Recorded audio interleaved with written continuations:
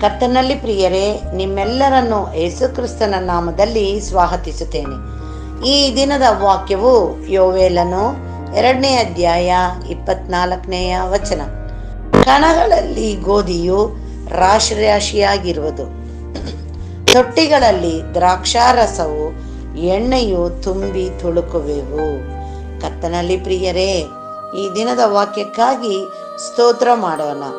ಕರ್ತನು ಯಾವ ರೀತಿಯಲ್ಲಿ ನಮ್ಮನ್ನು ಆಶೀರ್ವದಿಸುತ್ತಾನೆ.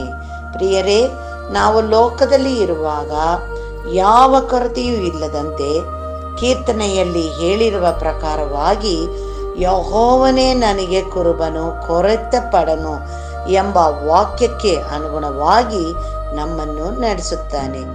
ಈ ದಿನದಲ್ಲೂ ಕೂಡ ನಮ್ಮ ಕುಟುಂಬಗಳಲ್ಲಿ ಏನು ಕೊರತೆ ಇದೆ ಎಂದು ನೋಡೋಣ.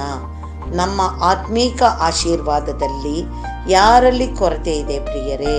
ನಾವು ಕರ್ತನೊಂದಿಗೆ ಯಾವ ರೀತಿಯಲ್ಲಿ ಸಂಬಂಧವನ್ನು ಇಟ್ಟುಕೊಂಡಿದ್ದೇವೆ? ಆತನನ್ನು ರಕ್ಷಕನಾಗಿ ಒಪ್ಪಿಕೊಂಡು ಆತನೊಂದಿಗೆ ಅನ್ಯೋನ್ಯವಾಗಿ ಜೀವಿಸುತ್ತಿದ್ದೇವಾ, ಇಲ್ಲ ದೂರ ಇದ್ದೇವಾ ಎಂದು ನಮ್ಮನ್ನು ನಾವೇ ಪರೀಕ್ಷಿಸಿ ಆತನಿಗೆ ನಮ್ಮನ್ನು ಒಪ್ಪಿಸಿ, ತಂದೆಯೇ ನೀನೇ ನನ್ನ ಆಶ್ರಯ, ನಿನ್ನ ರೆಕ್ಕೆಯ ಮರೆಯೊಳಗೆ ಜೀವಿಸಲು ಸಿದ್ಧವಾಗಿದ್ದೇನೆ ಎಂದು ಬೇಡುವಾಗ ಆತನು ನಮ್ಮ ಬೇಡುವಿಕೆಯನ್ನು ಲಾಲಿಸಿ, ಮಗನೇ ಮಗಳೇ ಹೆದರಬೇಡ ಎಂದು ಹೇಳಿ ಈ ದಿನದ ವಾಕ್ಯದ ಪ್ರಕಾರವಾಗಿ ನಮ್ಮನ್ನು ಆಶೀರ್ವದಿಸುತ್ತಾನೆ.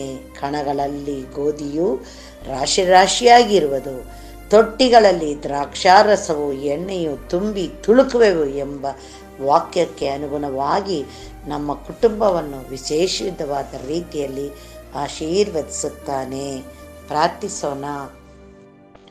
ನಮ್ಮನ್ನು ಬಹಳವಾಗಿ ಪ್ರೀತಿಸುವಂಥ ನಮ್ಮ ತಂದೆಯಾದ ದೇವರೇ, ಈ ದಿನಕ್ಕಾಗಿ ನಿನಗೆ ಸ್ತೋತ್ರ ಸ್ವಾಮಿ.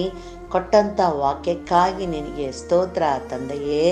ನಮ್ಮನ್ನೇ ನಿನಗೆ ಸಂಪೂರ್ಣವಾಗಿ ಒಪ್ಪಿಸುವಾಗ ಈ ದಿನದಲ್ಲೂ ಕೂಡ ನೀನು ಈ ದಿನದ ವಾಕ್ಯದ ಪ್ರಕಾರವಾಗಿ ನಮ್ಮನ್ನು ಆಶೀರ್ವದಿಸು ಎಂಬುದಾಗಿ ನಿನ್ನಲ್ಲಿ ಬೇಡುತ್ತೇವೆ. ಕರ್ತನೇ, ನಾವು ಅಲ್ಲ ಸ್ವಾಮಿ, ನೀನು ನಮ್ಮ ಜೀವನದಲ್ಲಿ ಬಂದು ನಮಗೆ ನೀನೇ ಯಜಮಾನನು, ಕುರುಬನು, ನಾಯಕನೂ ಆಗಿದ್ದು ನಮ್ಮನ್ನು ಆಶೀರ್ವದಿಸಿ ನಡೆಸಬೇಕೆಂಬುದಾಗಿ ನಮ್ಮ ಆರಕ್ಷಕನು ಒಡೆಯನೂ ಆಗಿರುವಂಥ ಯೇಸು ಕ್ರಿಸ್ತನ ಮುಖಾಂತರದಲ್ಲಿ ಬೇಡಿದನ್ನು ಹೊಂದಿದ್ದೇವೆ ತಂದೆಯೇ.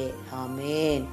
ದೇವರು ಈ ವಾಕ್ಯವನ್ನು ಮತ್ತು ನಮ್ಮೆಲ್ಲರನ್ನು ಆಶೀರ್ವದಿಸಲಿ.